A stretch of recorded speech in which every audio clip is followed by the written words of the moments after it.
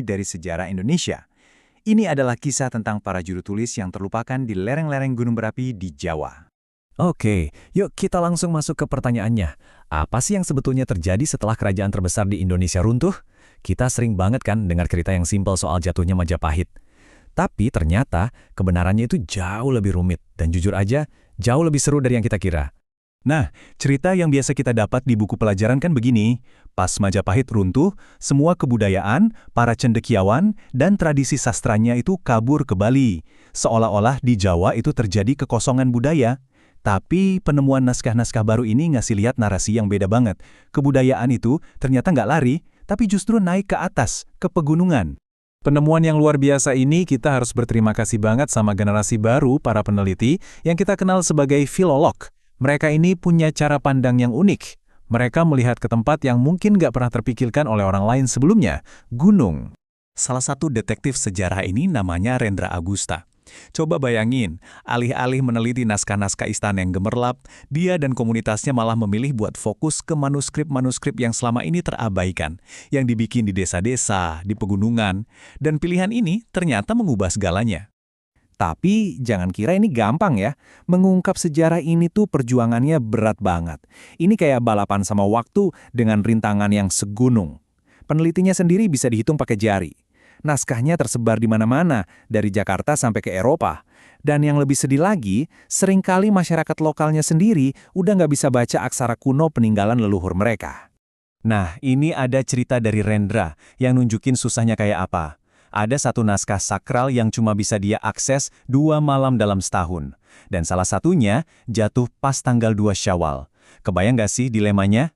Anda harus milih, mau lanjut riset atau dicoret dari kartu keluarga gara-gara nggak ikut halal bihalal.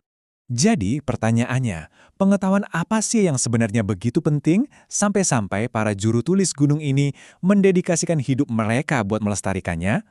Ternyata isinya itu lebih dari sekedar cerita-cerita biasa.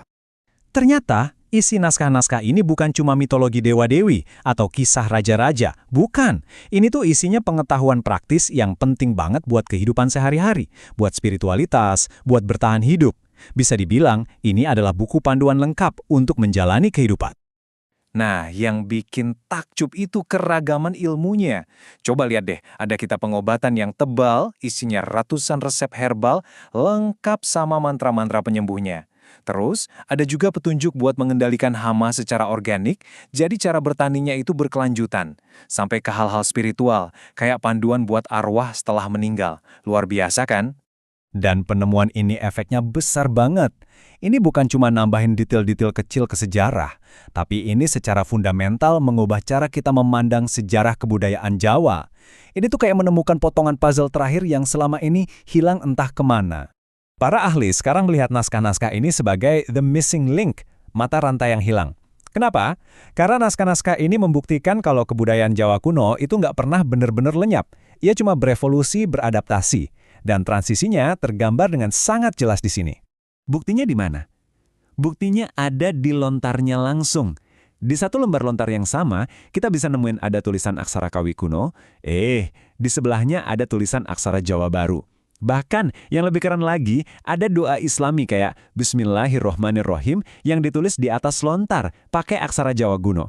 Ini bukti nyata adanya perpaduan budaya yang damai dan bertahap. Biar lebih kebayang, coba kita lihat garis waktunya. Nah, naskah-naskah dari lereng gunung ini pas banget mengisi periode yang selama ini kita anggap sebagai zaman kegelapan atau kekosongan budaya. Mereka jadi jembatan yang kokoh antara era klasik Majapahit dengan era Islam di zaman Mataram. Jadi, poin paling krusial dan paling mengejutkannya adalah ini. Naskah-naskah berbahasa Jawa kuno tertua, yang asli berasal dari Jawa dan masih selamat sampai sekarang, ternyata ditemukannya bukan di Bali. Tapi, ya di sini, di Pegunungan Merapi, Merbabu. Ini benar-benar menjungkir balikan teori lama yang bilang kita cuma bisa belajar soal Jawa kuno lewat peninggalan di Bali. Tapi ceritanya belum selesai sampai di situ. Bagi para peneliti kayak Rendra, setelah naskahnya ditemukan dan dibaca, justru ada satu langkah lagi yang paling penting. Misi mereka sederhana, tapi sangat mulia. Membawa semua pengetahuan ini keluar dari arsip-arsip yang berdebu dan mengembalikannya lagi ke masyarakat, ke para keturunan juru tulis itu.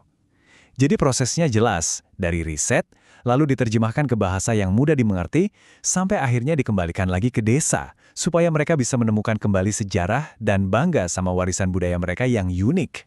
Rendra sendiri melihat perannya bukan sebagai pemilik ilmu ini. Dia bilang, tugas kami itu cuma membuka gerbang. Mereka hanyalah penjaga sementara yang punya kewajiban buat mengembalikan pengetahuan ini kepada sang empunya yang sebenarnya. Dan dampaknya?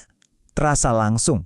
Di sebuah acara seni lokal, Rendra cerita ke penduduk desa di sana kalau tempat mereka lagi ngadain festival itu adalah desa-desa yang namanya tercatat di naskah-naskah kuno ratusan tahun lalu. Reaksi mereka?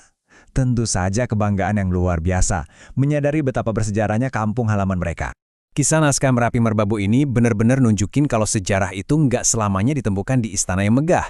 Kadang, ia justru bersembunyi di tempat-tempat yang paling nggak kita duga. Dan ini ninggalin kita dengan satu pemikiran terakhir. Kira-kira, sejarah apa lagi ya yang sebenarnya ada di depan mata kita, yang diem-diem hanya menunggu untuk ditemukan kembali?